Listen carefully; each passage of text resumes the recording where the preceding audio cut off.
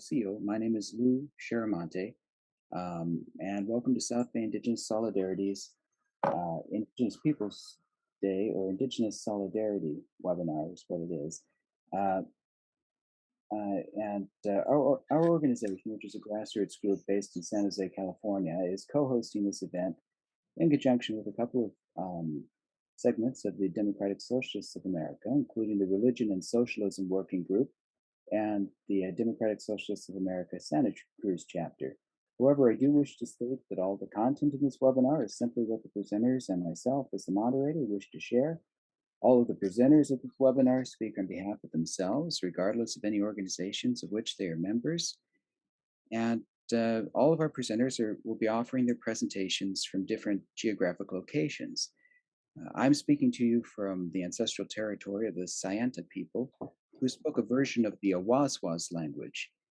I'm located in Zayani, which is the Redwood Forest Mountains of Santa Cruz, in Santa Cruz County, California. The Sayanta people were nearly wiped out during the period of missionization in California, as well as following periods of overt genocide during the American period. When I look around at the beautiful redwood forest outside my window, I see a landscape that's marred by 19th century clear cutting and haunted by genocide. The purpose of this webinar is to have a public event on what many consider a national day of mourning, and which others consider a federal Thanksgiving holiday or Turkey Day. The history of the Thanksgiving holiday is complex. Europeans have held Thanksgiving events through many periods throughout their various histories. The current federal holiday was firmly established by President Lincoln in 1863, although common traditions with the holiday celebrate the Puritan pilgrims. The federal holiday of Thanksgiving is actually also a martial or military-related holiday, which is partly proclaimed to celebrate Union victories in the Civil War. The controversies surrounding the federal Thanksgiving holiday are varied, but one aspect of the holiday can't be avoided. That aspect is the European settler colonialism of the continents, now known as the Americas, led to some of the most complete genocides in human history.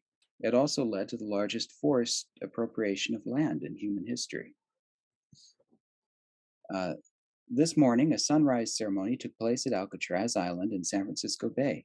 Similar ceremonies also took place in other parts of the United States.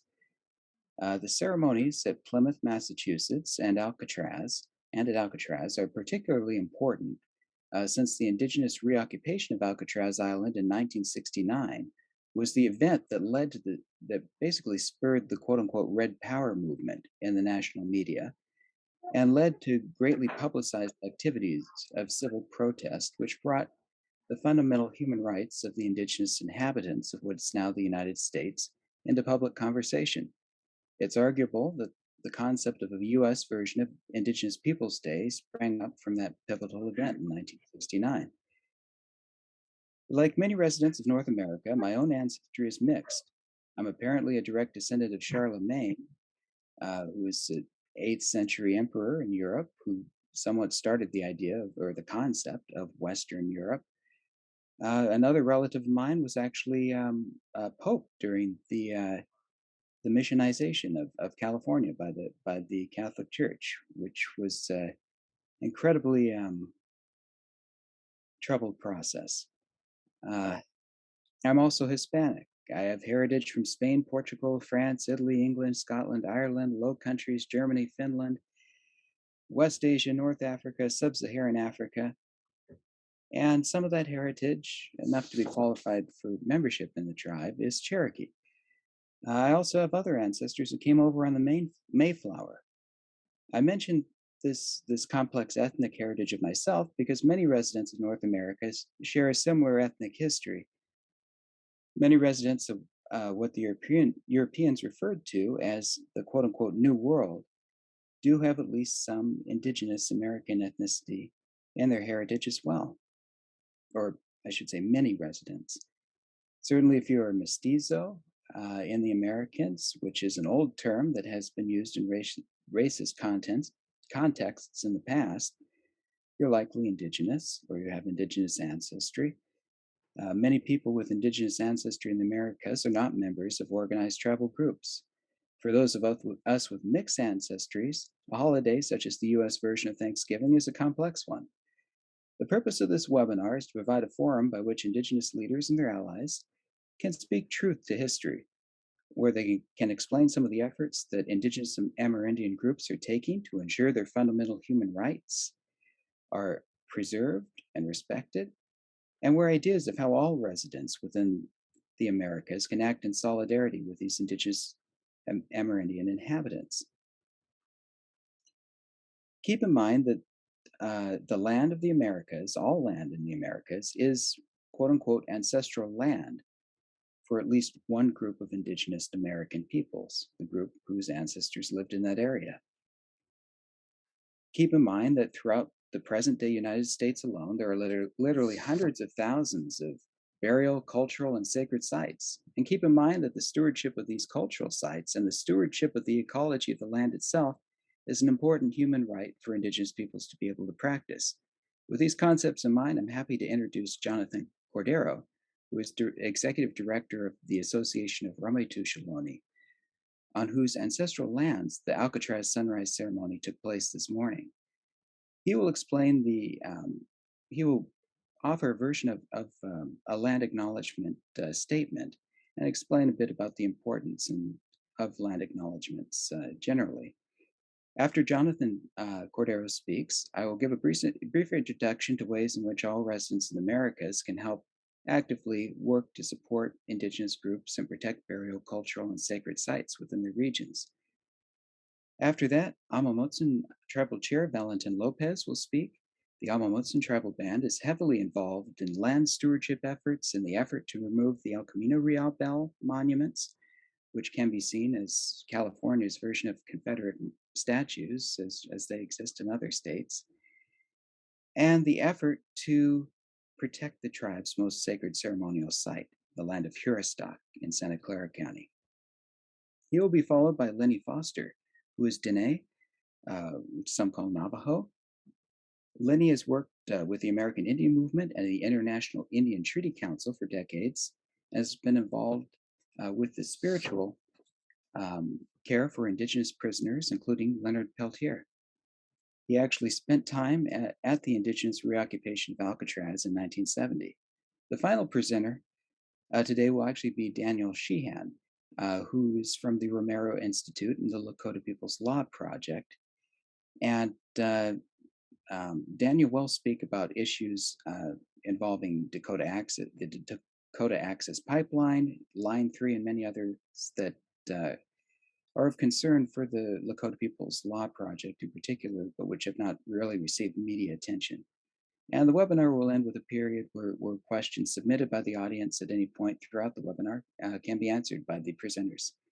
So without further ado, and I apologize for the length of that introduction, I'll hand it over to Jonathan Cordero. Dr. Cordero. Tuhi, greetings everyone. I am the chair of the Ramaytush Ohlone Peoples, and I am the executive director of our foundation. I'm also a visiting professor at UC Hastings and a visiting scholar at USC. This event was originally planned to be hosted in our territory, so consultation for a land acknowledgement became our responsibility. The Ramaytush Ohlone peoples are the original peoples of the San Francisco Peninsula.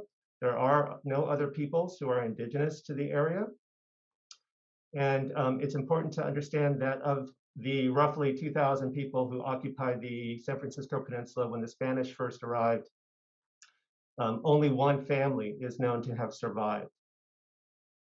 That said, we don't usually do land acknowledgements. It's kind of an exception for us.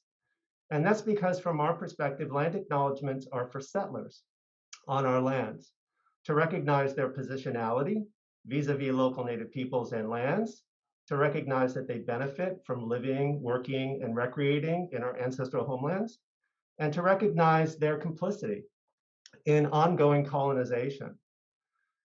And to avoid land acknowledgements becoming merely symbolic and routine, we encourage the organizations and agencies with whom we work to attach action to their land acknowledgements. And so that's become a very important part of our process. So with that said, I'll turn it back over to Lou, and he can introduce the next speaker. Thank you all very much. Yeah, thank you, Jonathan. Um, uh, um, and we should take a moment here to think of the indigenous peoples of whose ever ancestral lands any of us are standing on right now.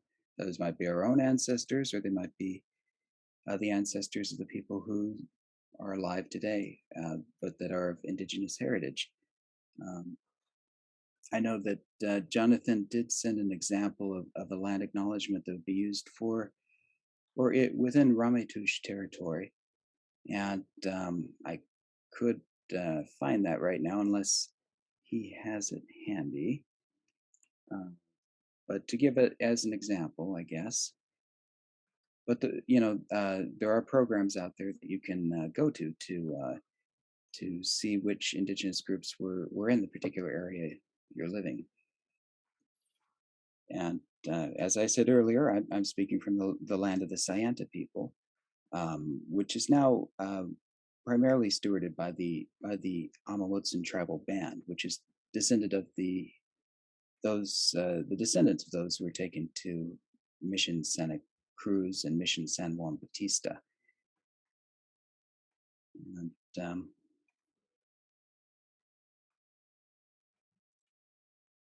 yes, I'll just take a second to think of whoever's land we're standing in now, whoever's ancestral land.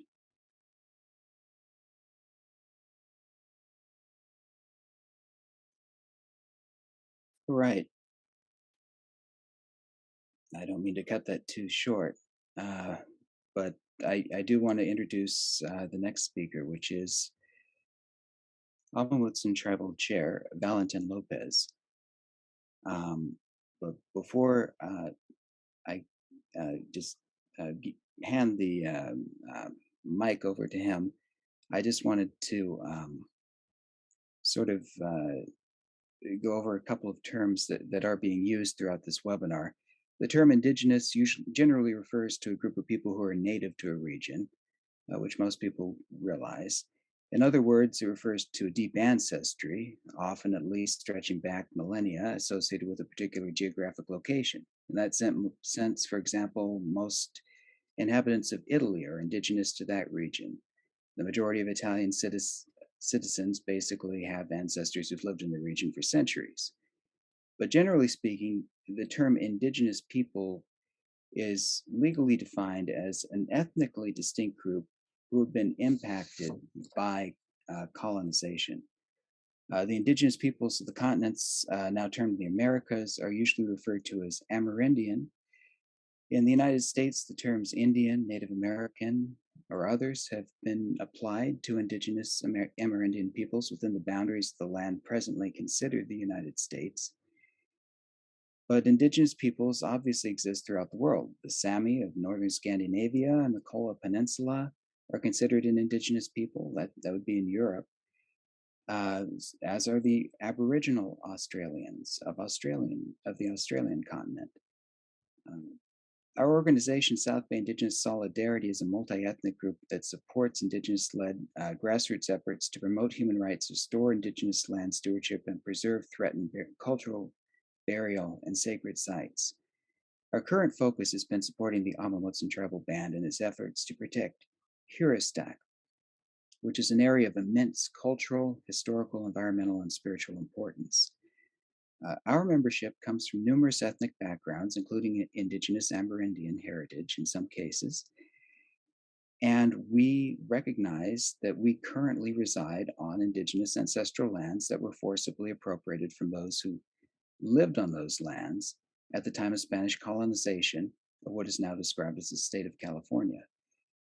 We recognize the indigenous peoples of what is now termed the San Francisco Bay Area, that these peoples faced periods of forced removal, overt genocide, slavery, rape, kidnapping of their children, and overt discrimination.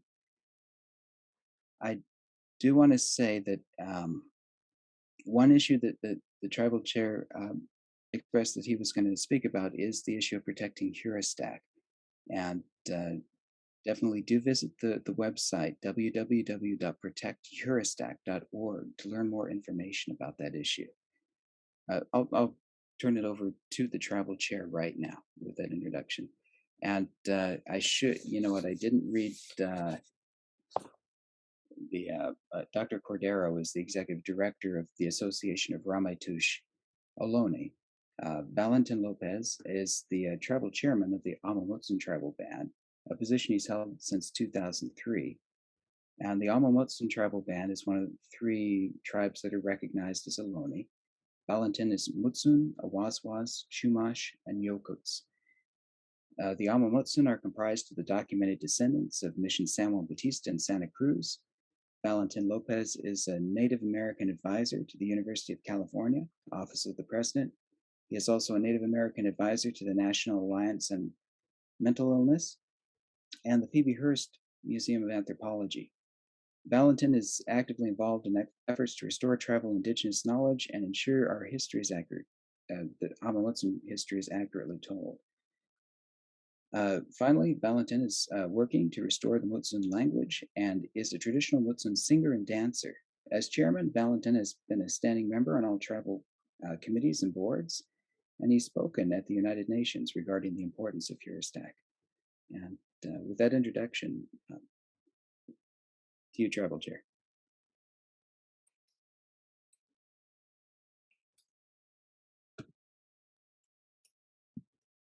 Thank you very much, Lou. And I'd like to thank the other speakers, Jonathan Crudero, Lenny Foster, and Danny Sheehan, who will be joining us later, for being with us today also.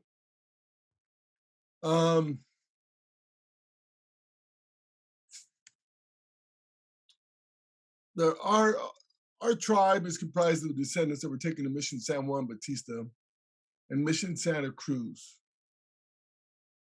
The central coast of California, the Monterey Bay north, including the valley, the Santa Clara Valley, the Salinas Valley, those were the most populated areas in North America, north of Mexico City. And it's easy to understand why. They have all the resources you could imagine. They had the water, they had the ocean, they had the fresh water, the ocean, they had the plant materials, they had the wildlife. It was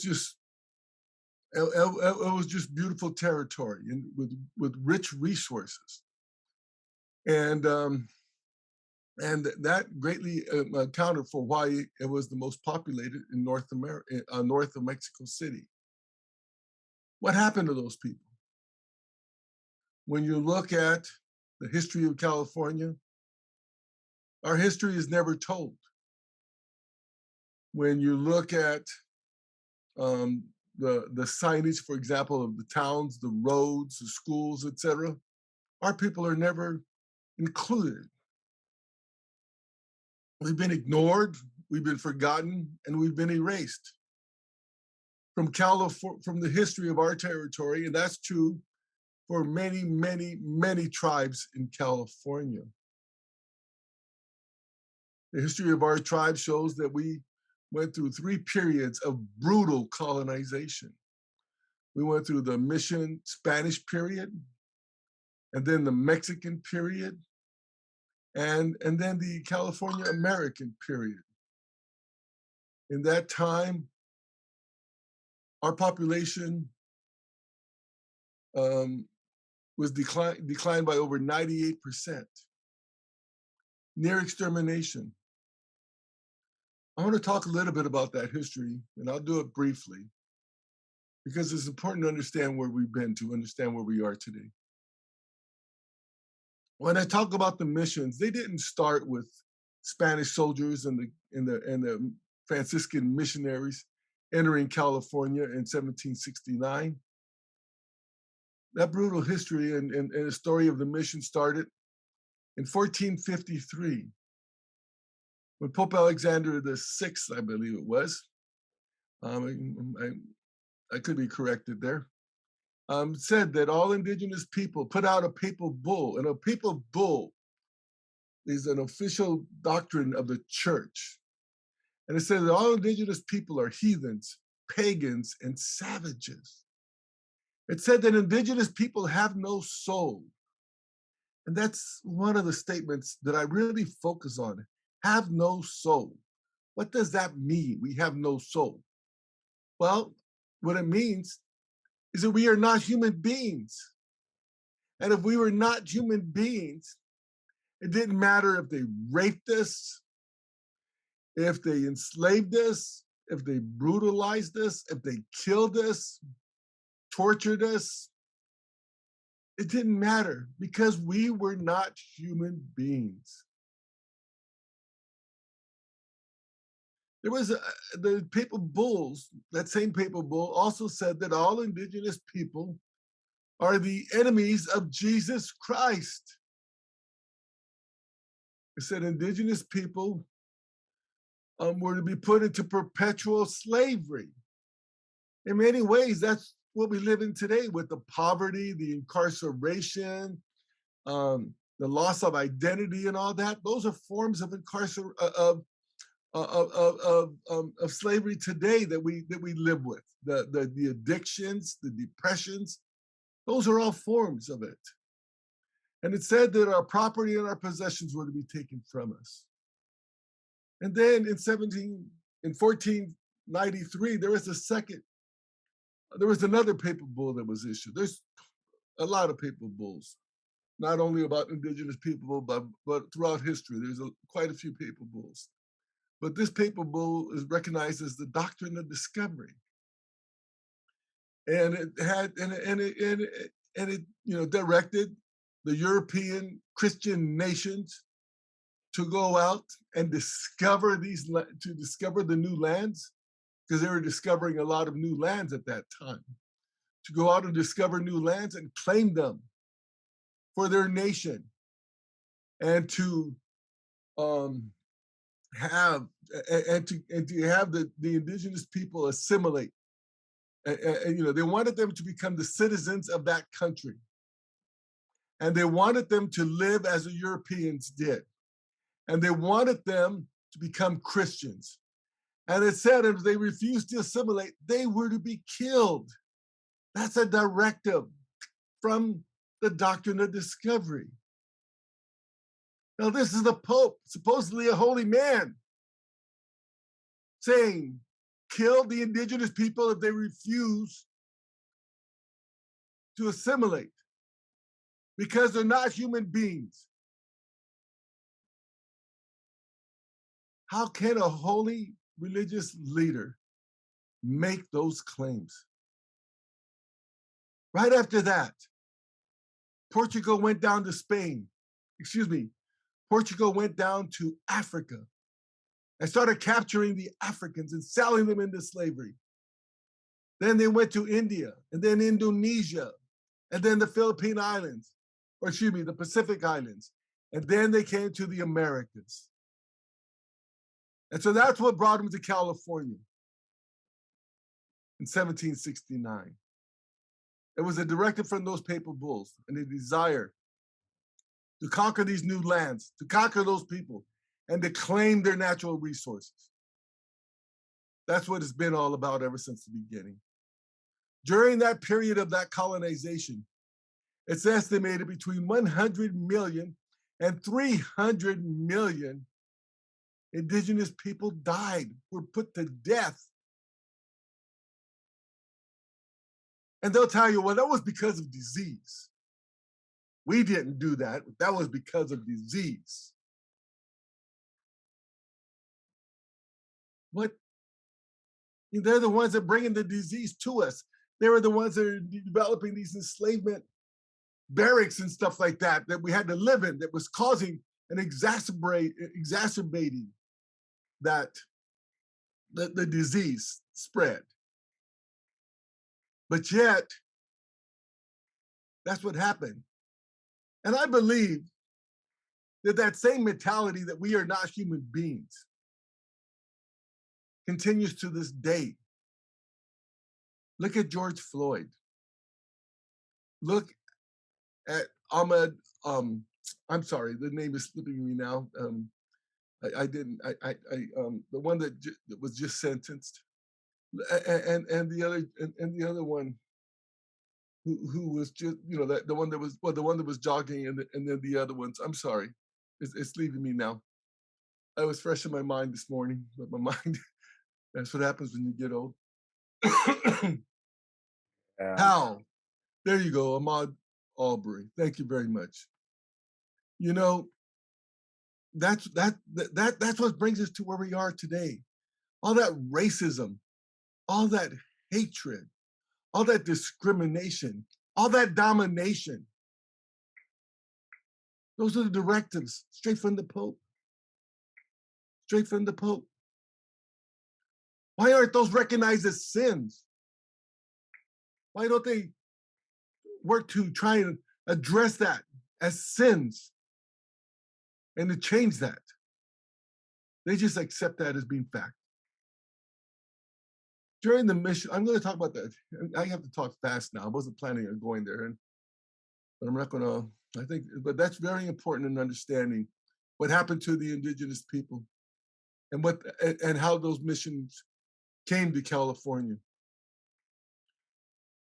At the missions, they wanted to destroy indigenous culture. They wanted to destroy indigenous spirituality. They wanted to destroy our indigenous knowledge that was accumulated for thousands of generations. They wanted to destroy our environments. And that's what happened. That's what happened. At the missions, they would bring them in, they would separate the men from the women, from the children. And that was to force assimilation and conversion. The only way they could ever get their family back together again, if they agreed to become citizens of Spain, and they agreed to forsake their Native American spirituality and to accept Christianity. Then they can get their families again, back together again. And if they refused to do that, they were killed. They were killed. At Mission San Juan Bautista, a priest reported in 1823 that in the 26 years that mission had been opened,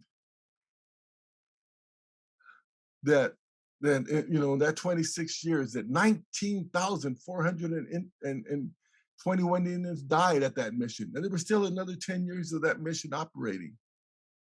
We counted 84 different tribal tribes that were taken to that mission. The majority of them are gone. Gone. What happened to them? The life expectancy of Mission Santa Cruz was less than 2 years. That true history of the mission has never been told. When you go to the missions today, they're glorified for what they accomplished. They tell stories. The last Padre Presidente of the mission system, when they were closing the missions, he wrote to his superiors in Mexico City, and he said, "We have to find a way to explain what has happened here. All we have done is baptize some Indians, given some administered some sacraments, and bury the Indians."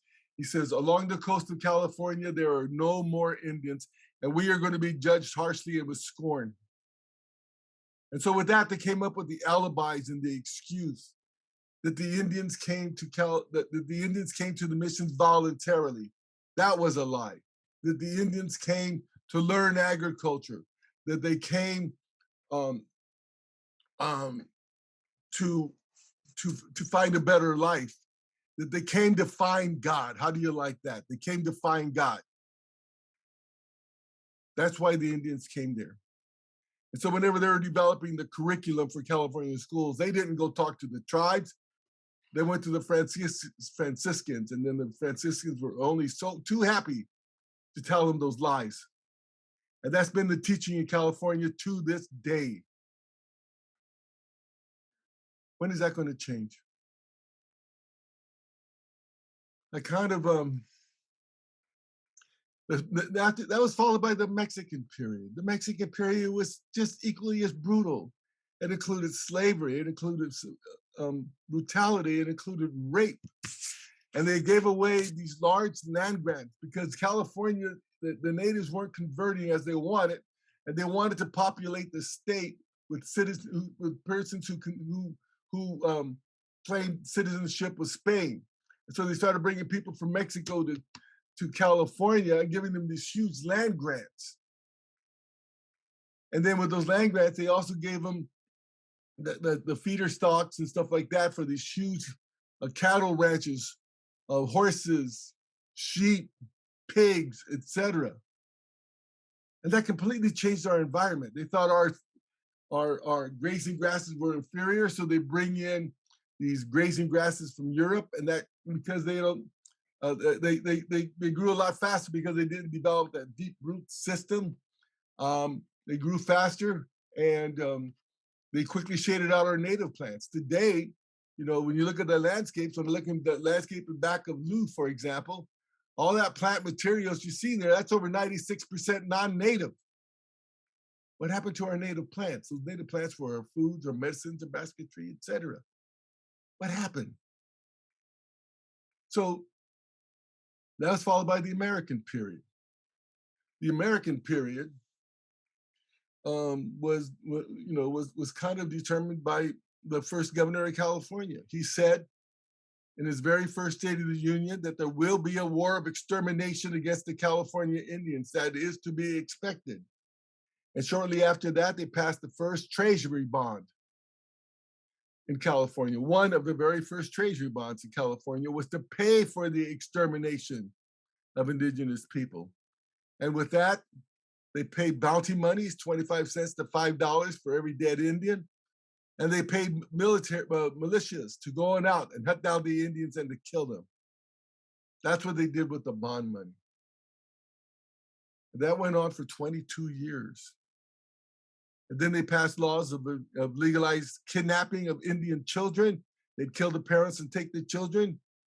Over 10,000 children were kidnapped during that period. And then they passed the law of indentured servitude. And that indentured servitude, that's legalized slavery. And the Indians were, and that law of indentured servitude wasn't repealed until 1937.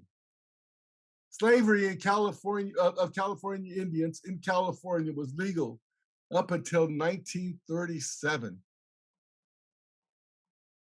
That's the history of California. Why isn't that ever taught? Today, our tribe is working hard to restore what was lost. It's in you, Tony. Today, our tribe is working hard to restore what was lost. Our indigenous knowledge. And we are having some very good success in doing that. What we are doing today, we developed the land trust in 2012.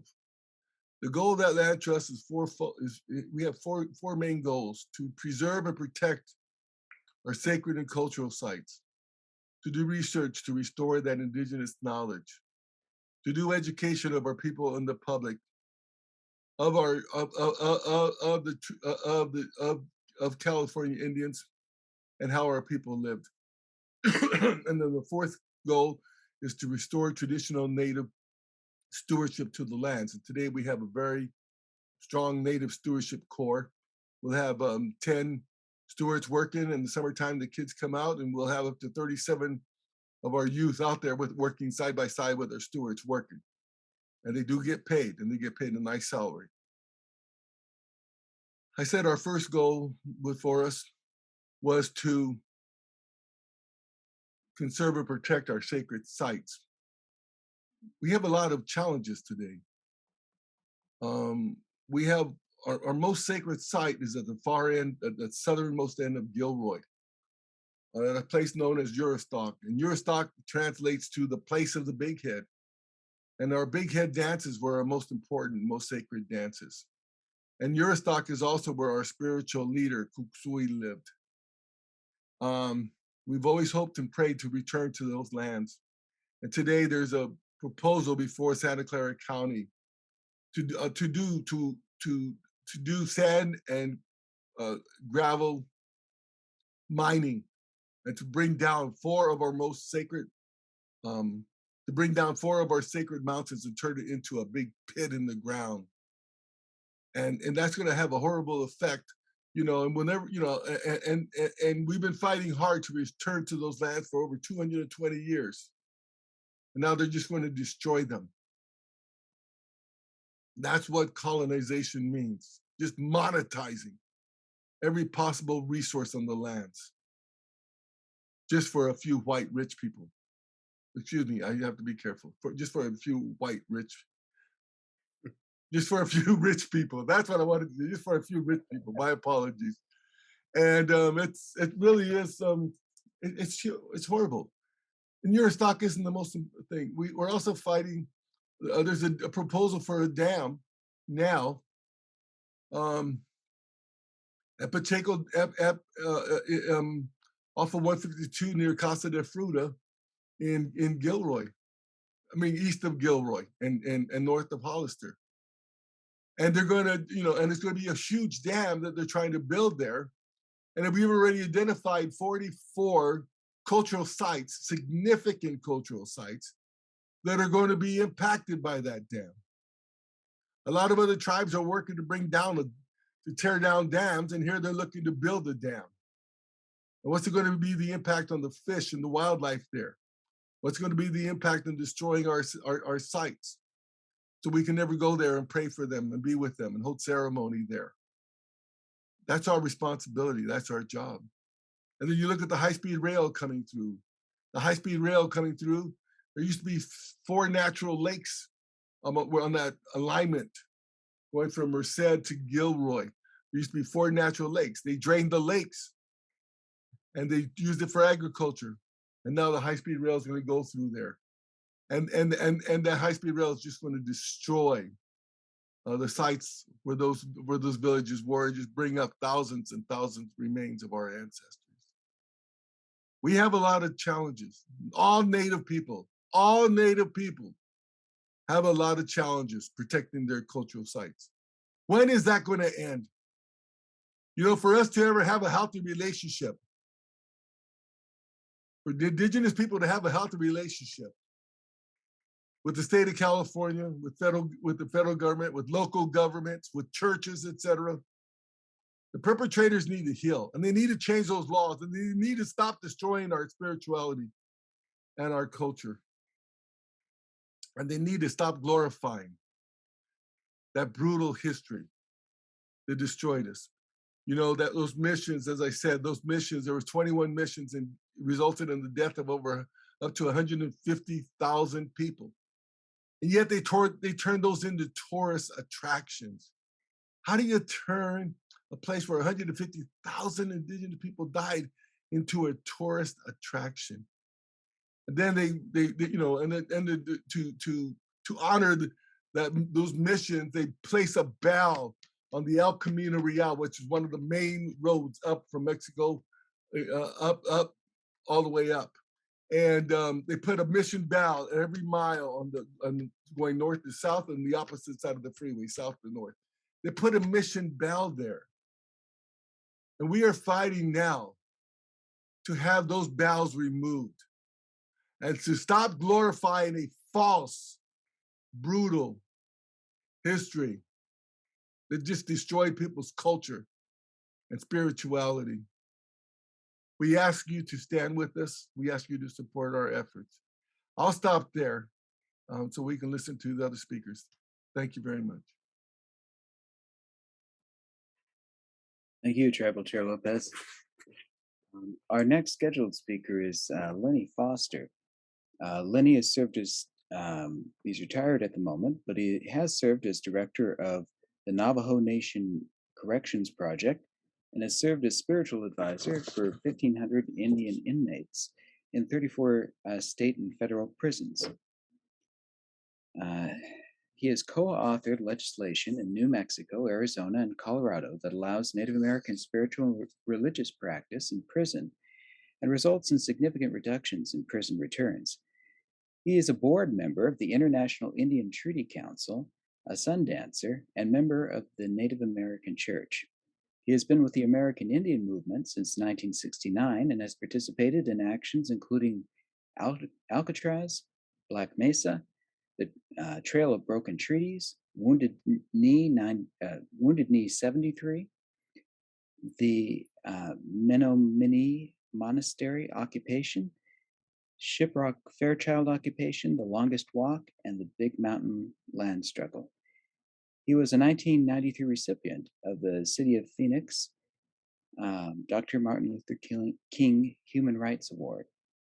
And I know we also have Tony Gonzalez, who's also joined us, who is also a member of the American Indian Movement and has a prominent radio show on KPFA, though I didn't prepare another intro for him. So I'll give this over to you, Lenny. Thank you. Thank you again for being here. Thank you. Kehla. Diba Henson Diqua at Hahaditsi Shado Nedigi. Badleot Don Nenschlinige Kia Ani, Ado Selklani Bashish Tubai da Shache, Enagani da Chanel, Eudana be Hunschlon. Diba Ba Henson at Hahaditsi Shado Nedigi. The quotation on the Shishlagi Bana Hadeshne. Rasha Belakana Jiga and Hidesh Naha Behadesh. I want to express my appreciation for the invitation to be a panel discussion on this afternoon's webinar. By way of introduction, I said I was a Tarnhouse clan, born for a mountain cove, and my maternal grandparents are River Edge, and my paternal grandparents are one who walks around. And we are instructed through the original teachings of our people, the Navajo, that we're always advised to know your relationship, your clan. So that's how I introduce myself. And the listeners can identify if there are any Dene listening in that we might be related, but also we're also instructed to the ancestors, the spirits, understand our language, and they would listen to our clans. So that's why I did that. And also, I just want to say that I've been with the American Indian Movement since 1970. I joined the Denver American Indian Movement chapter under the late Vernon Belcourt, and that was one of the best introduction or the being involved in the Indian rights movement. And the American Indian Movement was the right place for me. And also, I've been with the International Indian Treaty Council since 1982. So those years have been very significant for my development and my character and my ethics, morality, because the spiritual journey that I undertaken through these movements has made me who I am. I participated in the occupation of Alcatraz Island in 1970. That's 52 years.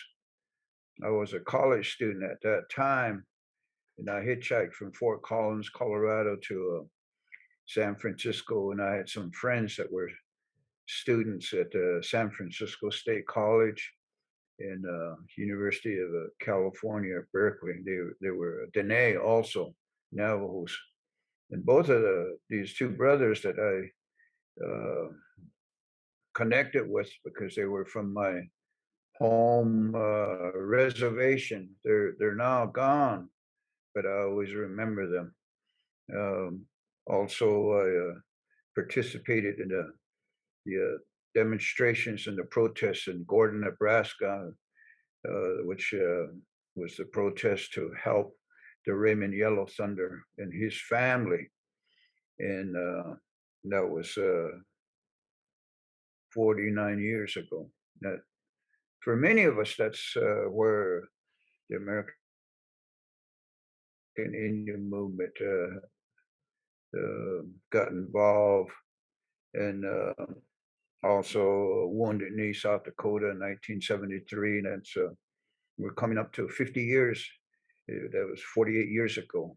And many of the leaders are gone now, but I'm always reminded that we had the blessed and the opportunity to ride in the battle with the late Russell Means and the late Dennis Banks. I always say I rode with them into battle. And then you mentioned the Menominee novitiate takeover. And that was against the Catholic Church taking of Indian Menominee, Indian people's land. And that was 46 years ago, 1975. The longest walk was 43 years ago. And that was very significant for many of us who walked across this country to protest the federal legislation to abrogate treaty rights. So those are very significant events in the American Indian movement and the Indian rights. You know, we started out carrying picket signs, protesting, marching, carrying picket signs, but that soon changed. It became a human rights issue. From that, it developed for our indigenous or Indian people that had treaties with the United States government, that we were forcing the United States government to comply and enforce the treaties.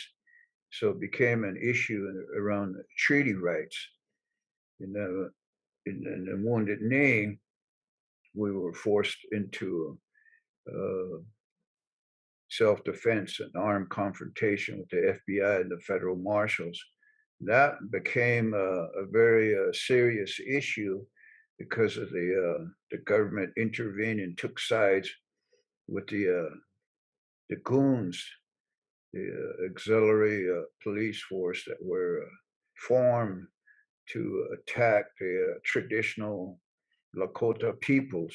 And they requested through the Oglala Civil Rights Organization, invited the American Indian movement. And we responded and came to their aid and defense. And it resulted in an armed confrontation. Two people lost their lives, Frank Clearwater and Buddy Lamont. So that became a very serious confrontation. In the future, I'm sure there will be other Wounded Knees with the younger generation, and we pray and support individuals who choose to protect the sovereignty and the human rights and the treaty rights of the Indian people. And the American Indian movement is the vanguard of this movement, this revolution. The Indian people, indigenous people, they call us indigenous today because we're aboriginal to our home territories, wherever they might be, whether it's in Minnesota, Montana, South Dakota, Oklahoma, Arizona, where I'm from. I'm in the four corners of the United States, where northeast Arizona and northwest New Mexico. And these campaigns added to my awareness and my consciousness of our rights, because we do represent one of the colors in this circle, the yellow to the east, white to the south, black to the west, and red to the north.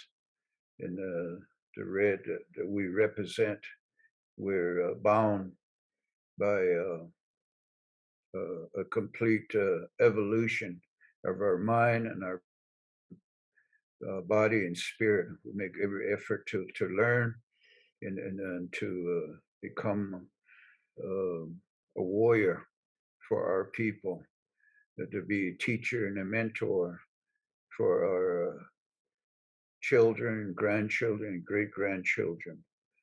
And along the way, in 1970, I met a young man who also was young and adventurous like myself. His name was Leonard Peltier. I met him in Denver, Colorado.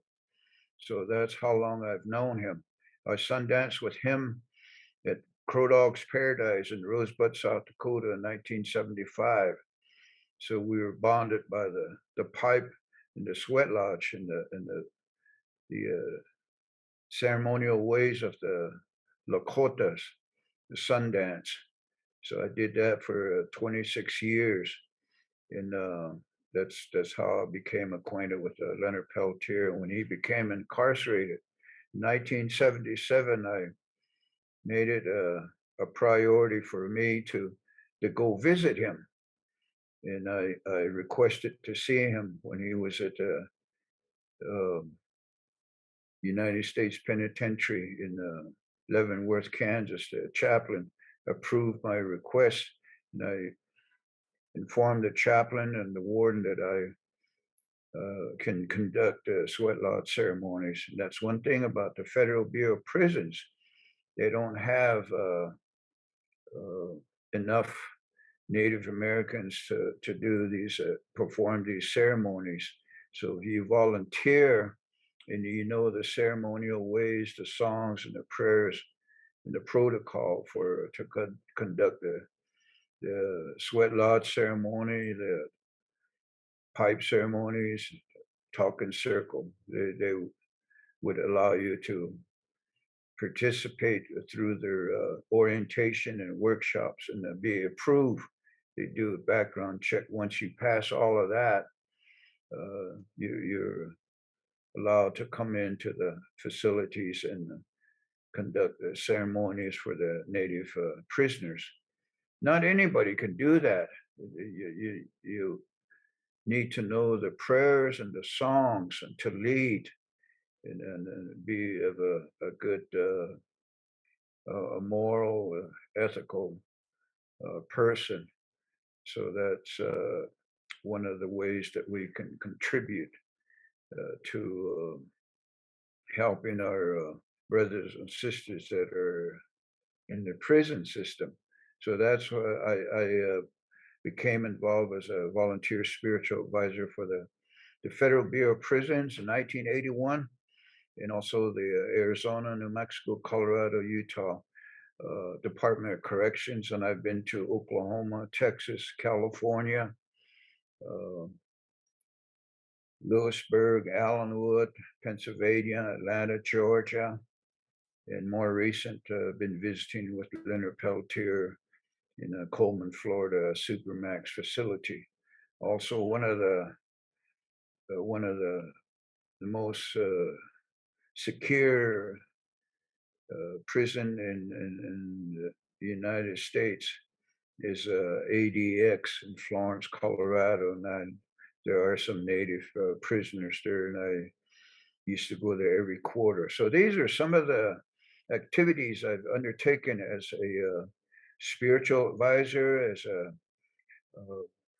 as a human being, because the spiritual counseling, participation in the Sundance, Native American church, prayer services, which involves using the sacred medicine peyote, and also the sweat lodge ceremonies, praying with the pipe, and conducting circles, a talking circle. It enhances your awareness and your humanity. So I try to bring that into the prisons for our young Native Americans. I worked with over 2,000 Native Americans in 96 prisons, and that's very important for Leonard Peltier, because he doesn't have anyone that is able to visit him in those ways, and it's important for his sanity and his humanity. And Leonard is a very spiritual person. He's very intelligent. He's very much aware of what's going on the outside world. Is well read, and we're coming very close to getting executive clemency for him.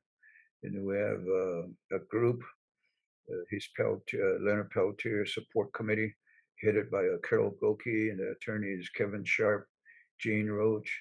Some of these people are working very hard to continue to seek release and freedom for Leonard, so he can go home to Turtle Mountain, North Dakota, and be with his children, grandchildren, great grandchildren. And that's some of the intense work that's being done that I have engaged myself in, listening to Mr. Lopez there, the tribal chairman. He's undertaken a very intense subject, also get working against trying to correct the abuses, the psychological, emotional damage done by the church. Also, the Bureau of Indian Affairs and the bureaucracy of the government has been very damaging to Indian peoples throughout this country, because they're constantly trying to take land, resources, water, and more recent, they're making it very difficult for future development of our homelands, whether we want to engage in a community development, economic development, the community development for our tribal nations. So it's a constant. It's a real constant, and I want to thank you for the appreciate or the opportunity to share some of my thoughts, my work through the past 40 years. It's been very intense. I'm a grandfather. I'm 73 years old. I got started when I was a college student in Colorado State University in Fort Collins. I eventually graduated, and then I attended Arizona State University in a master's program, and I had at one time wanted to get into law school, but because of my work, my volunteer work I was doing with the state prison system in Arizona, New Mexico, I didn't have time to go to law school. So I submitted a grant proposal to the United Nations, or to the Navajo Nation, to develop the Navajo Nation Corrections Project, which I did for 37 years. I did that, being an advocate and a voice for our Navajo and Native American inmates in the 96 prison that I visited. And it was a very fulfilling, very satisfying work. It's hard. It got intense. Sometimes I had anxiety when I was going into the prisons, because the prisons, they make it very difficult for any human contact from the outside with the inmates. And they are constantly interfering They have a lot of indifference, a lot of racism, a lot of discrimination towards our indigenous people, towards Indian people. So it's a constant struggle. And I think it's, to me, it's the psychological warfare that has never stopped. The Indian wars have never stopped. We're still at it. And so I want to say about that much at this time. Um, there's a lot more work to be done. We need to protect our water rights, as that's becoming a big issue, especially in this age of global warming.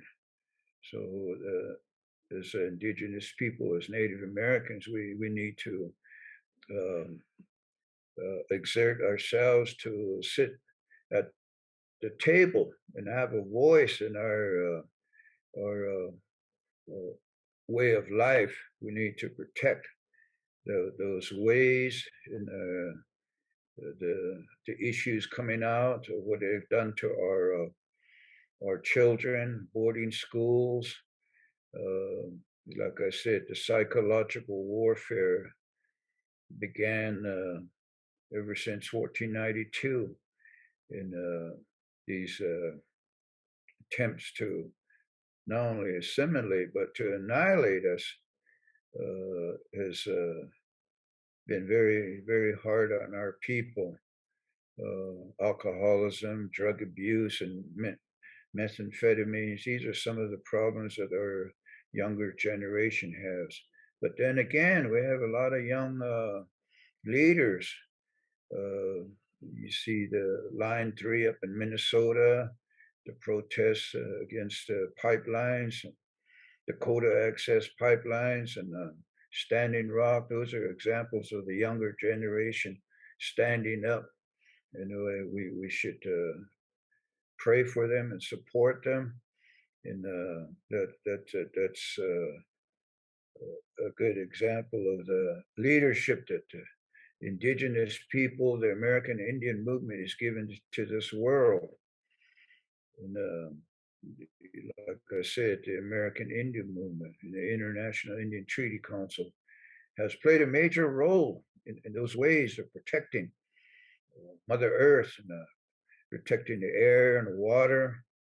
So we need to continue to support one another, to pray for each other, and support our ceremonial ways, our just way of life.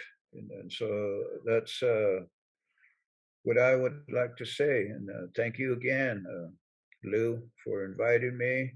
There's much more I can say. I just touched on a few things, a few examples of my background and my work I've done through the years.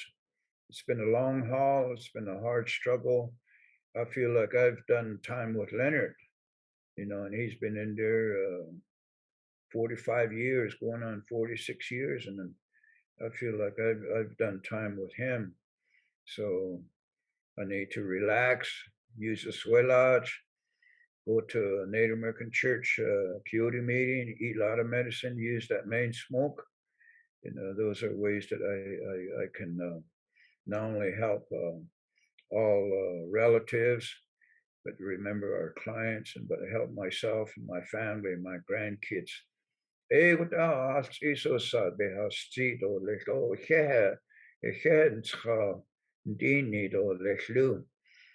Tony Gonzalez, Valentine, and the other gentleman that was on. Just my appreciation and my feel good that I'm in the company, in the presence of being in your comrades in the struggle, my contemporaries. So that's how much I would like to say at this time. Thank you. Yeah. Thank you very much, Lenny.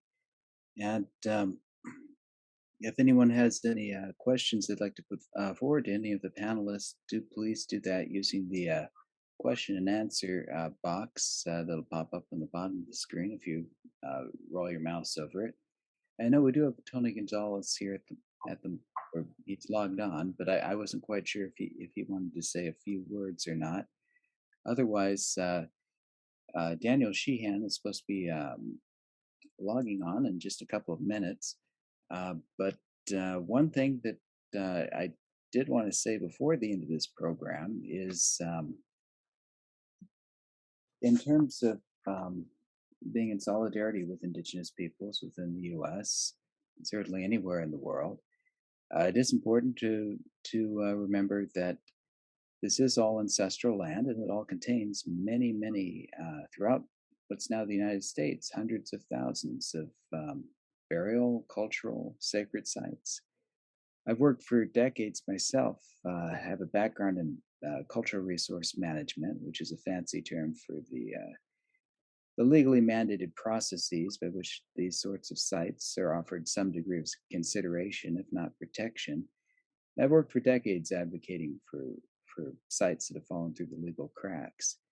And since we're still waiting on Daniel Sheehan, I will mention that when you drive down any highway or enter almost any city, you can all but be assured that Indigenous sites, be they burial grounds, cultural sites, sacred sites, have been impacted by those developments.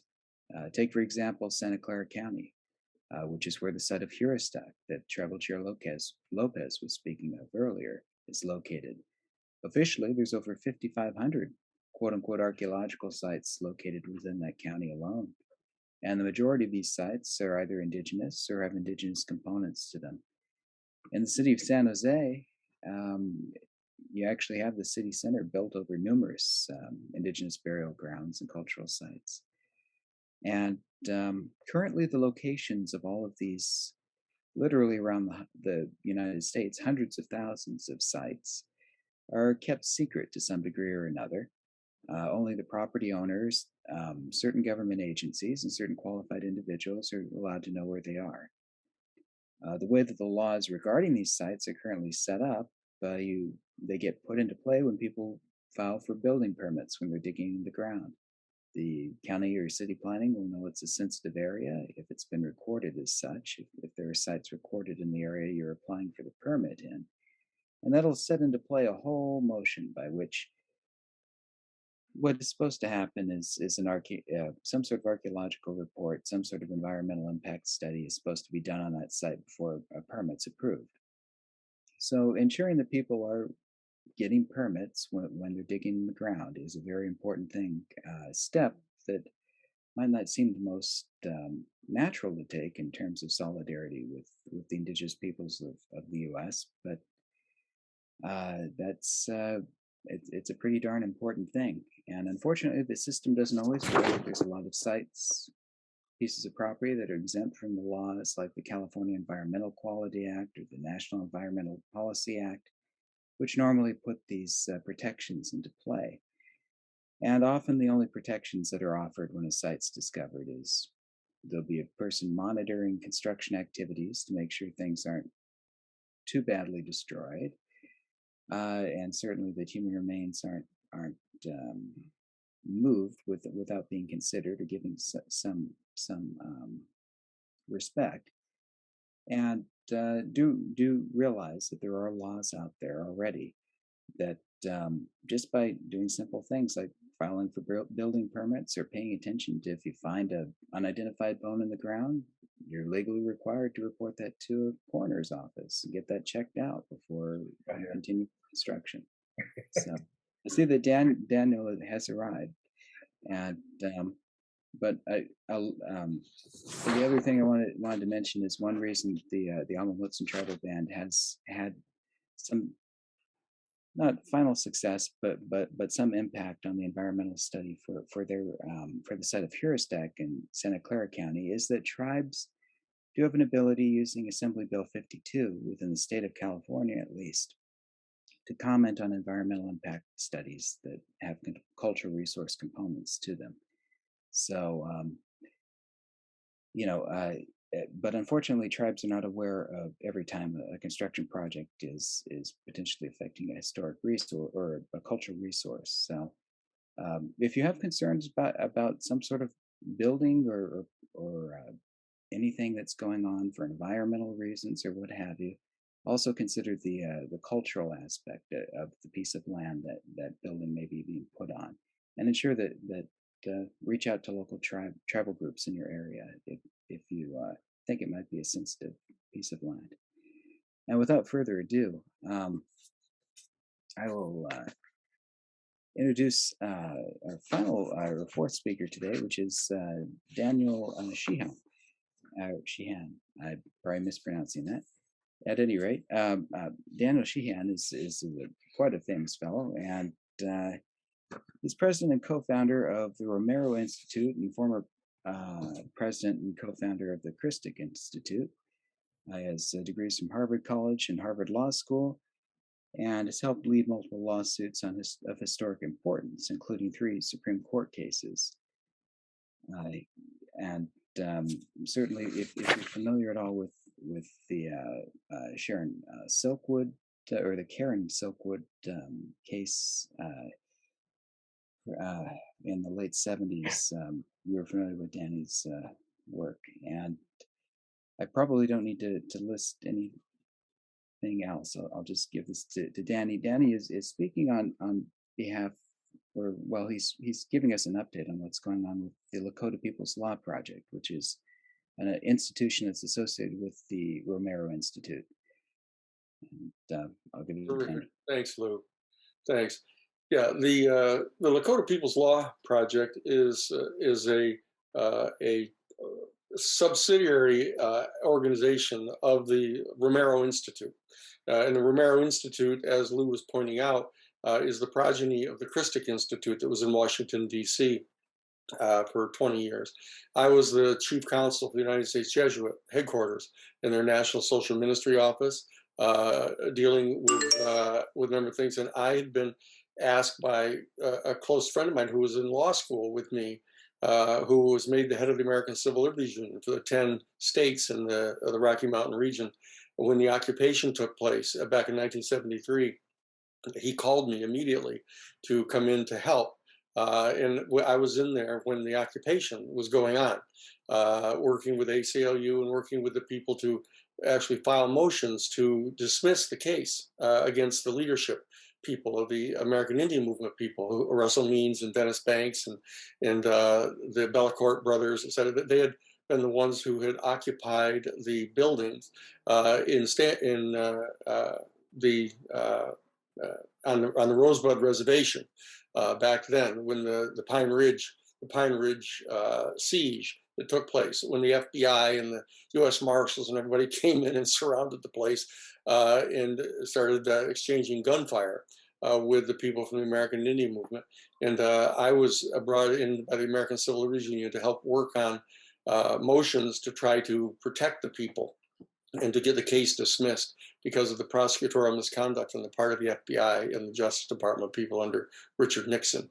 But anyway, and so that's how I got involved in the things. I became legal counsel, co-counsel for the Native American Rights Committee for ACLU National in the aftermath of the Wounded Knee occupation. And that's how I first got to become familiar with these activities, even though I grew up way up in northern New York, next to the 5 Indian nations, which is now the 6 Indian nations, but it's Mohawk territory up there. That entire area of the country, people are astonished that that has never been part of the United States. That entire section up in there of the Akwesasne, of the Mohawks and the Onondaga and the Seneca up there, that whole territory has been acknowledged by Benjamin Franklin and Alexander Hamilton in a signed treaty with those people to keep them from going into the French and Indian War. That they actually acknowledged they were completely sovereign, and they remained sovereign even after the founding of the United States government. So it's the unique place in the whole world. And I lived only 50 miles from it, south of it, and grew up my whole life there. And the white people, the European people, are so ignorant of the actual present life of Native American people that I spent my entire high school and everything there without ever having any encounter whatsoever with any of the people from up there. And went down to Boston, went to Harvard College, went to Harvard Law School, and then went to Harvard Divinity School. And again, not had any contact with most Native American people at all, because the Anglo culture was so so segregated against even the consciousness of the indigenous people. So that when I ended up being invited to come to Wounded Knee to try to work with the people there, I came to realize what the nature is of the deep injustices that went down with regard to the overwhelming of the people on the plains and the European culture attacking and subjugating the people, and continue to do so. It's the thing that I became so much more aware of actually there at the place, because when I was at ACLU, I realized because a lot of the Native American territory is in the Rocky Mountain region of the 10 states where we had the jurisdiction. So I was there and got to meet with the people in AIM and learn about their entire history. And so I was approached years later to come in to try to find out why all the children were being taken. Again, that the state foster care program in the state of South Dakota was taking 720 kids a year. 720 kids a year, Lakota children being taken away, not only from their mothers and fathers, but from their grandparents and aunties and uncles, taken completely out of the culture and put into white foster care homes, on the slightest excuse that they could come up with a lot of times.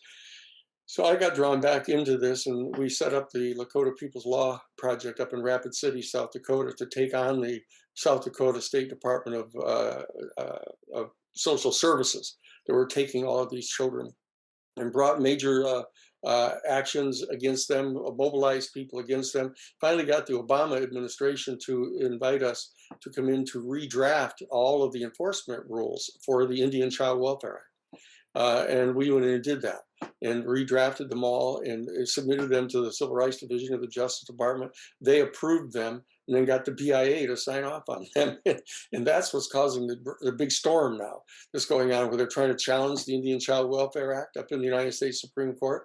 The Texas Federal District Court down there declared the Indian Child Welfare Act unconstitutional just like 2 years ago. After Trump appointed, 5 new judges down there in the Fifth Circuit, and appointed a whole bunch of hardcore right-wing Federalist judges, they ruled that the Indian Child Welfare Act was unconstitutional because it racially discriminated against white people. It's one of those weird cases. But anyway, so we have been involved in that since the very inception of those big arguments about that. Jim Eberest, who was the drafter of the Indian Child Welfare Act when he was the head of the American Indian Policy Review Commission in the Senate, he's on our board of directors for the Dakota Peoples Law Project, along with Madonna Thunderhawk, who was one of the great founders of the American Indian movement. She's the auntie of Russell Means. But she's been part of our staff. Phyllis Young, Chase Iron Eyes, are all our staff people that work in the Dakota Peoples Law Project up in the Dakotas. So we've been involved in this for many years, and there were great hopes, that with having the first Native American person to be the head of the Department of Interior, that we were going to get some fairly high priority given to trying to redress some of the still extraordinary existent injustices, structured injustices in the Native community. But here they are up to their nose on this thing with the Build Back Better and the infrastructure bill, and having to pull everybody out of Afghanistan, and so that this has not happened yet.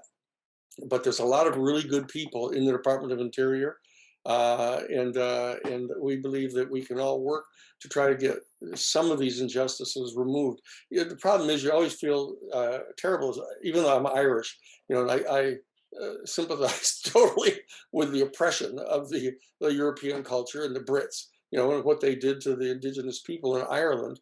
So I understand, at least to some extent, more than Some other people might, because I've had more direct encounter and been on the ground and dealing with Standing Rock and the pipeline people and defending Chase Iron Eyes, who was accused of, out of the 840 people that were arrested during the course of the Standing Rock water protectors movement, Chase is the only one that was charged with conspiring to instigate insurrection against the state of North Dakota, basically, and of course the Dakota Access Pipeline, because he was inviting people from all over the country to come and sit down and pray and be with us there. So they had him at the top of a big pyramid of conspiracies, conspiracy that went all the way down to include Greenpeace at the bottom, and that was Tiger Swan private military corporation that was called in by the pipeline, the Kodak's pipeline people, and brought in the full armored military guys, special forces guys that had been in combat in the Middle East, in Afghanistan, and in Iraq, and brought them in and deployed them against the native people there, and assaulted them, attacked them with tear gas and rubber bullets and stuff. So I mean, this stuff is still going on. And here we come to Thanksgiving, of all things. We have Thanksgiving Day. That's a huge thing celebrated in the culture. That started out by acknowledging the friendship and support that was given to the early colonists by the indigenous people when they saw them and realized they were having a terrible time because they didn't know what they were doing. They weren't knowing how to plant food. They weren't knowing how to live or grow food. And the indigenous people came to their rescue, and really helped those people survive, and it was of such profound importance in the consciousness of the early colonies that they established a whole major holiday to commemorate that every year, the thankfulness to the indigenous people that they did not, in fact, treat us unfairly like we treat them. And so that this quest to recover the sovereignty of some of these territories, that whole territory taken in the 1851 and 1868 Treaty of Fort Laramie, that entire Dakota territory up there was just seized and taken away by the United States government in totally duplicitous treaties, which they violated.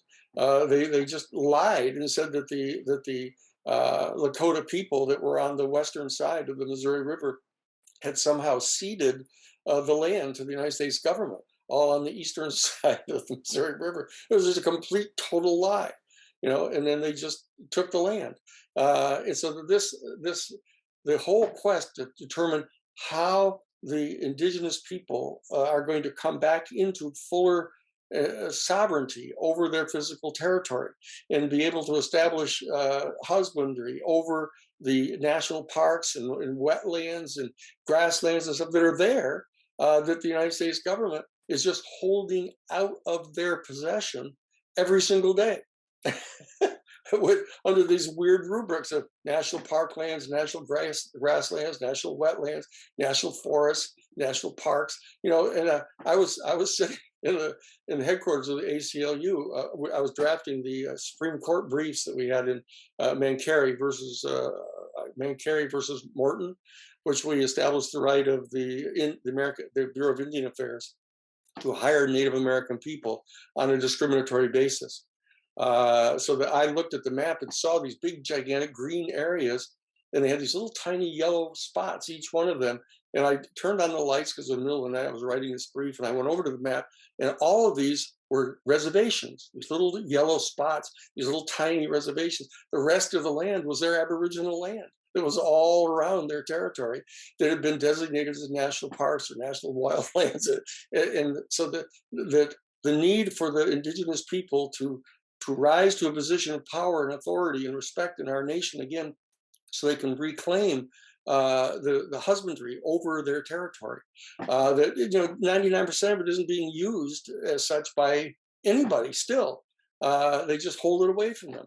So the working with indigenous people to figure out how to establish dominion over that land and attend to it and husband it and demonstrate there the type of fundamental values of a culture that can survive without all of this massive amounts of fossil fuels and burning and industry and manufacturing stuff. That this is something that everybody has to work on.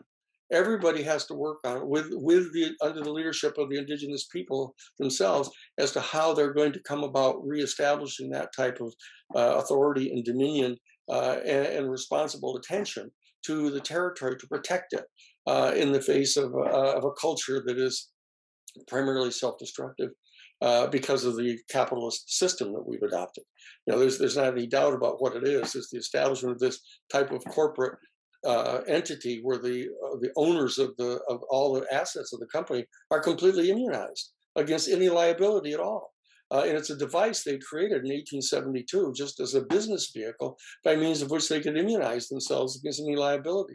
And those corporations just set about mining, gold mining, silver mining, railroads, agribusiness companies, all of these that took over half of all the land, even in the reservations, as the non-allotted lands are trust lands. They're put under the jurisdiction of the Department of Interior, and they would lease them out to miners and oil drillers and white cattlemen and keep the money that they charged for it in the Department of Interior.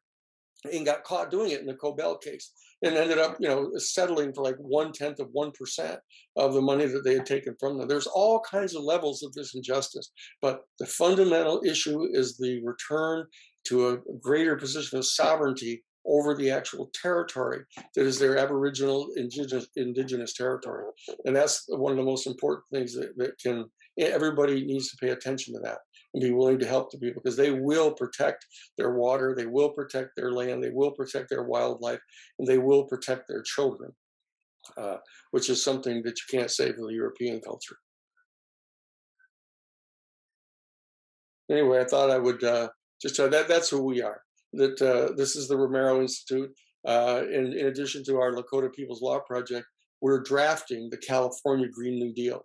We have a 350-page major bill that addresses all 7 of the major sectors that are generating carbon into the atmosphere and generating global climate change, which is going to be, victimizing mostly the poor and the oppressed people around the world. The consequences of it are going to be most dire to them. So our office in Santa Cruz, the Romero Institute, are in the process of drafting this and working with Senator John Laird, who used to be Jerry Brown's director of natural resources in the state. He's now in the state Senate. He's a very major leader. He chairs the task force for the Assembly and the Senate to craft a major, impactful piece of legislation against climate change this term. So we're working directly with them and with Dolores Huerta and the people that have been involved in the Farm Workers Union, and working with labor unions and people of color, and organizing around the state, and including Native American people, to help on the passage of the Green New Deal, the Let's Green California bill in the Congress of California this year. So those are the things that we're doing. They all are related together. You have to stop global climate change, and you have to protect the water in the territories of the 7 council fires. Chete, Saquoan. This is their territory, and we all have to do everything we can do to help all the Native people rise back to a position of genuine sovereignty over their own territory. Thank you for that presentation and fitting so much into such a brief amount of time there. We don't have too many questions that have been submitted, but I'm not sure if Tribal Chair Lopez is still at the computer or not. But in my experience, especially in regard to cultural sites and such, sovereignty has a lot of different levels to it. You could look at sovereignty as, having a piece of paper that says you own this land or have rights to this land. But I mean, there's other levels of sovereignty too, which seems to be the course that say the tribal band's taking with the land trust, which is to form partnerships with other landowning agencies to gain some sort of modicum of control in how the land is managed or stewarded. And of course, the same would apply to increasing a sense of agency or power over cultural sites as well. Would be if Mhm. tribes had more of a right to actually, stop a development or alter a development from actually causing, say, a burial ground to have significant damage done to it. Mhm. Um, so I'm curious with like the thoughts on the Green New Deal and such in California, or the California Green New Deal. Are they sort of incorporating some of the ideas that like the land trusts are somewhat pursuing, which is to gain some sort of modicum of control without getting full rights to the land, so to speak? Well, it's curious. It's curious in the state of California with regard to the indigenous people, as you know, Lou. I mean, one of the biggest concentrations of Native American people, Dakota people, is in Los Angeles, down in the city. They live in the cities and not on the reservation. And a substantial amount of the activity in the state of California has circulated around these casinos. Of the people from the syndicate actually coming in and going into little communities, indigenous communities, and saying, "Look, you're an actual tribe. Here's the arguments that can be made that you should be recognized by the United States government, and we'll do the lawyering for you and get you recognized by the federal government. You need to agree, however, to let us build this big casino. We'll build a big casino here on your, X number of acres of land that we get recognized as an indigenous tribe in the state of California." But the problem is that the whole culture gets dominated by that casino. And they have alcohol. They serve alcohol in these things, and they gamble. And it's not a healthy basis for a community in large parts of the state of California. So that what we're dealing with is with regard to these the casinos. They're trying to get us to think it's a great idea to have the casinos pay for setting up solar fields so that they can generate their own electricity, because they use tons of electricity of these casinos with all the gambling machines and the 1 hour slot machines, I guess, and tons of those things. And so that what all they're offering so far, these syndicates on these areas of land, is to consider using part of their profits to build a big solar field provide their own electricity. I mean, that's better than a sharp stick in the eye. But on the other hand, that's not a great concession to doing anything to really help. And so that we're working with the Democratic Party in California, as you know, has a 2/3 supermajority in both the Senate and the House. And so that gives us some unique advantage here in the state of California with a governor who's Democrat too. If we can craft a bill in the Assembly and Senate that we can get passed, that, for example, prohibits the sale of any fossil fuel engine cars in the state of California after 2030, and that they have to subsidize people to purchase electric cars. They've got to increase major taxes against the major corporations, oil corporations, and the others that have generated the problem here in the state of California, and transfer that to subsidizing people to be able to buy electric cars, to install additional electric charging stations throughout the state. We've been working with the Catholic churches and archdioceses to get them to put solar on all their churches and their schools, and set up free charging stations so people can come and plug in and just get free electricity, which is generated by the solar panels on the churches, the schools, and stuff.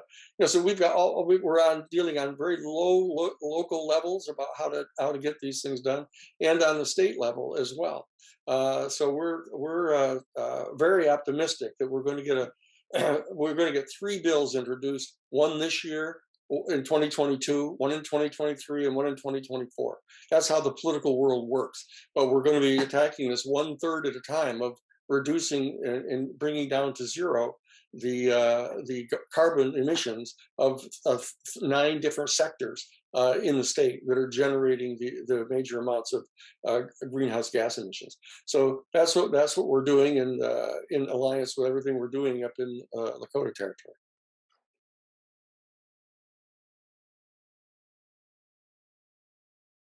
Um, Right.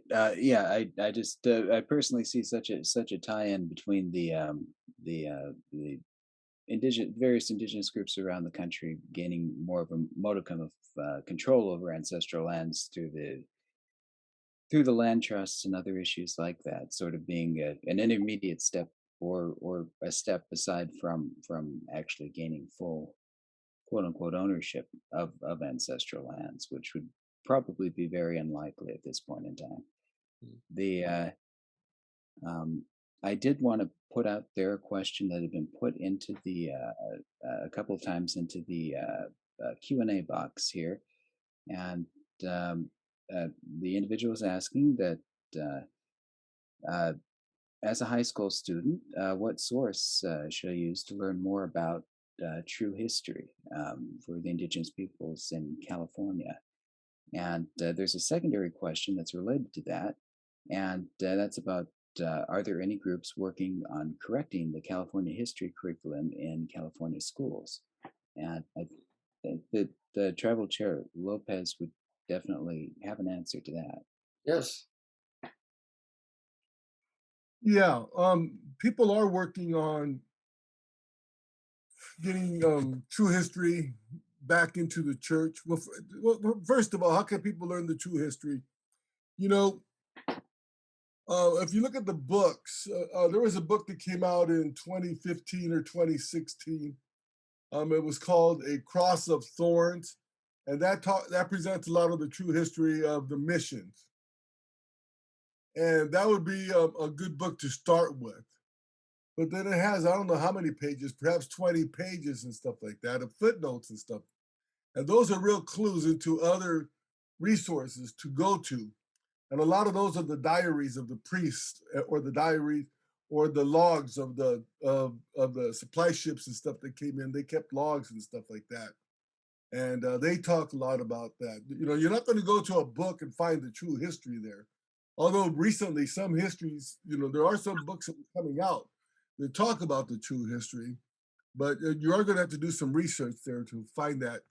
In addition to that book about the missions, and there's another great book that came out, and that is called "An American Genocide: The Catastrophe of the California Indians," and that right there was written by Benjamin Madley, who's a history professor at UCLA, and that talks a lot about the California period.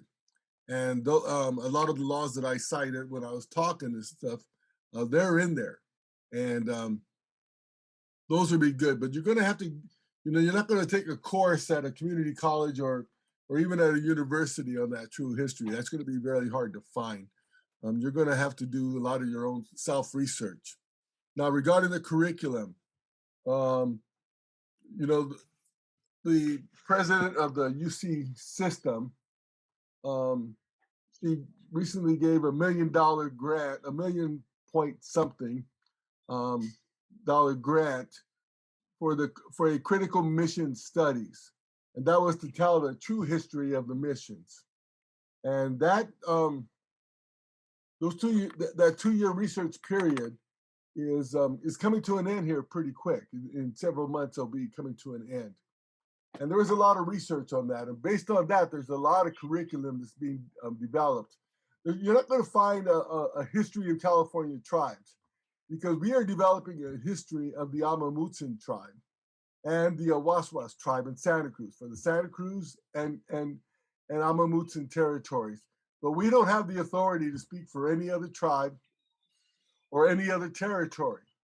So the Amamutsin cannot write, for example, a history of California, a history of California, of tribal history in California. We can only talk about the Mutsin history. And other tribes must tell their own history and such. That kind of complicates it a little bit when you realize that. But we have, but we are developing um, curriculum now with UC Santa Cruz, with the school district of Santa Cruz County, and with others. And that history will be worked into the curriculum, starting with the elementary school, then high school, um, fairly soon. Also, there is a lot of there was a lot of researchers and history professors and stuff like that that helped. They got grants under that grant to do the studies, and they, and that right there, that information will be brought to the classrooms at the university soon. So the books are going to change over the next several coming years. But it's going to take another 2, 3, 4 years before we start to see that change happening. But we're looking forward to it. It's important that history be told, and that it be correct. So I'll stop there. Thank you for the question.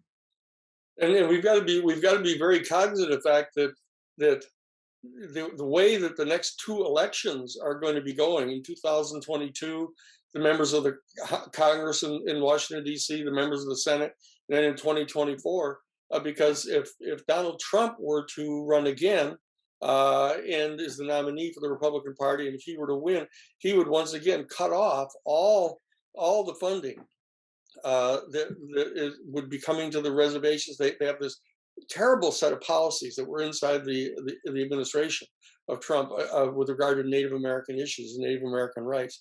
It's this entire concept of kind of white supremacy that kind of pervades his entire administration.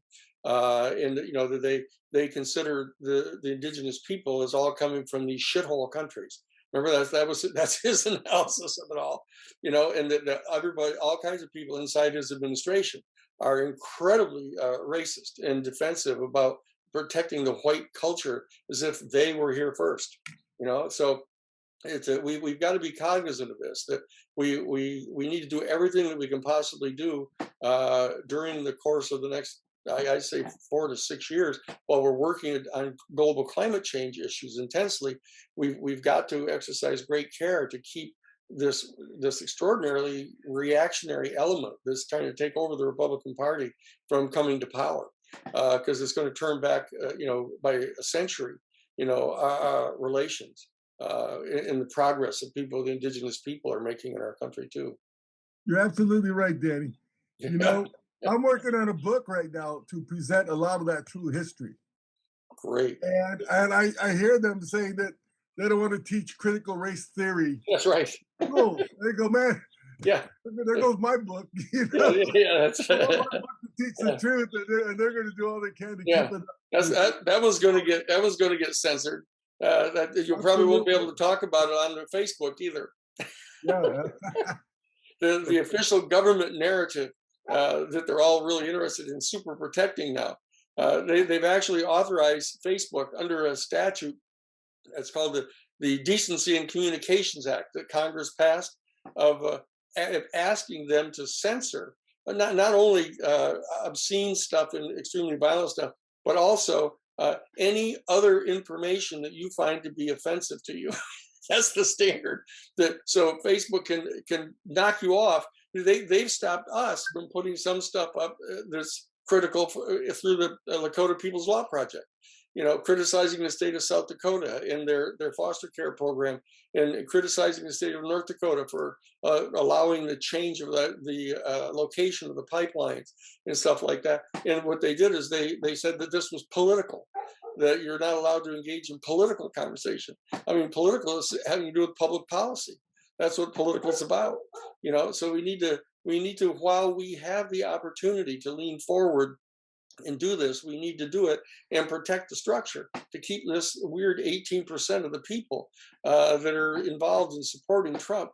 I mean, that's how he got the nomination, is the Republican Party was so frightened because they knew in 2016 that the Democrats were going to nominate Hillary Clinton. And they were going to shut down Bernie Sanders and anybody else, anybody who had any kind of democratic socialist leanings at all were going to be excluded as a potential candidate for the Democratic Party. And they knew that Hillary Clinton was going to be the nominee. So what the National Republican Party did is, in all of their primaries, in all of the states, they changed the rules from however many people were running for the Republican nomination, whatever percentage of the vote they got in the primary, they get that many electoral votes. but they changed the rules so that whoever out of the 13 candidates that were running then against Hillary Clinton, whatever percentage they got, if the one who got the most, even by 1 percentage point, would get all the delegates. And that's how Donald Trump ended up getting the nomination. He was getting about 18 to 19% of the popular vote inside the Republican Party, but all the other 12 guys were dividing up all the other votes, and so he got all the delegates. And so that's how this weird. There are only 18% of the people that support that. That's a lot, and it's troublesome and it's really upsetting. But there's that long strain of racism and nativism and all that stuff that's in the white European culture. But the bottom line is that we've got to make sure this doesn't continue to happen. This is a very dangerous period for all the people in Turtle Island. If we're all going to be able to organize and work together and speak freely and work to try to help people establish sovereignty in these areas of the tribal lands, we're going to have to be careful not to let that group get into power. It's an important thing when we have this many people talking to each other, to share that. It's an important thing in consciousness. The organizing that's gone on with the American Indian movement and other native tribes around the country has gotten to that we're at a very high point compared to where it was, 25 years before AIM, frankly. That the consciousness has been growing and growing and growing in larger and larger portions of the European community with each new generation recognize the injustice. And we've got to stay on top of this and continue the progress that at least is being made. These people are conscious of the missions now instead of, all this rosy talk about the missions in California, Yeah, that's why we got to recognize the good work of Lenny and the good work of Tony and so many others. There's a lot to be recognized there. Yes, that's right. So good. Hope everybody's everybody is thankful for the riches of the Turtle Island. Really, all of the fruits and all of the plains. What an astonishingly wonderful territory this was. And if we've got to try to roll back some of these consequences of the Europeanizing of the whole continent, we've got to roll back some of this concrete, roll back some of these cities. Roll back some of this super high technology stuff that they're trying to destroy the whole continent here. That we've got to succeed in this, and this is on our watch. You're younger, Lou, but Valentine and myself and others, who are older than 50. have been at this for quite some time, and Lenny too. We've been at this for a long time, and we can't allow this to be rolled back. We've got to hold fast against these kind of reactionary elements in the culture, and put them out of political business, and then continue making progress. And I'm hoping that the AOC and the other people that are in the Congress right now, that they're going to be growing into these positions of power, can help bring social justice into the structural fabric of the country and make some fundamental changes that we've all been working toward for our whole lives. Yeah. Well, thank you for those answers. I did. I know we're basically almost out of time, but I did want to put forward one other question that was put out there, which was, with so many of the native peoples being wiped out during colonization and put into a position of to compete for recognition and associated resources, how do we get the critical mass of supporters needed to amplify the remaining native voice and protect their cultural and spiritual rights? We need a statewide, nationwide, if not global-wide momentum and advocacy. But the time is now. But how do we go about it? So that's a fairly broad question, and I'm not quite sure if anyone has a short answer for that. As to Organize. It's organize and educate people. Depend upon the goodness of people to rise up. When you go out of your way to help share the information with people, and organize the people who are the victims of this, because the other people are doing it out of their largesse, but people who are the victims of this type of oppression have to organize, to mobilize and empower themselves, and that's what everybody has to help in that process. That's the only way to solve it. People who are the victims of the injustices will know what needs to be done. They just need to be people need to work all together to have the popular will have authority to get something done in this country. They've got this whole corporate financial elite overrunning the country, and we've got to get it set aside. And that's the challenge of the economics. That's why we have to have not a supply side economic system. We have to have a demand side economic system, so that the system, the collection community, will respond to the needs of the people, not to the economic interests of the major corporations, whether they're oil corporations or mining corporations or whatever they are that keep coming into the indigenous territory and attempting to ravage the natural resources in those areas. That they've got to be shut down and rolled back. Lenny, do you have an answer to that question or some comment you'd like to make? Well, I think what he's saying about organizing, that's important. I always feel you have to be mobile, vocal, and visible, and being out there, being heard, and then participating. It's a lifelong commitment. Yeah. Those of us who chose to make those commitments, it's for a lifetime. And I mean, look at Leonard Peltier. He's been in prison almost 46 years for standing up for, really, when you look at the overall picture, defending human rights and defending treaty rights. Are people willing to make that kind of a commitment? And then it just comes down to being informed and being, your level of consciousness. We constantly have to grow. I mean, I do a lot of reading. I do probably more reading now than I did when I was in college, and you're supposed to be reading. Yeah. We were doing other things. Yeah, I think it's, we'll have other things then too, right? Yeah, but it's a lifelong endeavor, and I encourage everyone around me, including my grandkids, my kids, just people. When I used to go into the prisons, I was a diplomat, because you can't confront the governor, the warden. I was going to say the governor, but the warden and the chaplain. They want you to be submissive. They want you to be subservient. Yeah.